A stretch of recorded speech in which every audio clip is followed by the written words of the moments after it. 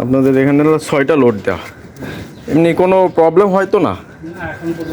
এই যে বাইরের যে টেম্পারেচারটা মানে প্রচণ্ড যখন হট থাকে তখন কি প্রপারলি ভিতরে কুল হয়? হ্যাঁ, কোনো প্রবলেম হয় না? এখন আমাদের এটাকে জাস্ট এখন এটা তো বিদ্যুৎ খরচ হয় কম এমন ইয়ে থেকে না? হ্যাঁ, আপনাদের কেমন বিদ্যুৎ খরচ হয় এই 6টাতে? ওই ধরেন 3 লাখ টাকার মতো। 3 লাখ টাকা। আমরা এটা কি অরিজিনাল বিটজারের না? একটার দিকে চালু করবো, 4টে দিকে চালু করবে চালু এখন কি করে বিদ্যুৎ 5টা পর্যন্ত চলবে, না, তারপরে এখন- বন্ধ একবার রাত 11টা পর্যন্ত। না আপনাদের মানে ভিতরে যে টেম্পারেচারটা থাকে হ্যাঁ, ঠিক আছে, ঠিক থাকে? বেরোনোর চান্স থাকে না? কোনো বেরোনোর কোনো সুযোগ নেই। সুযোগ নেই। তেল দেওয়া যায়।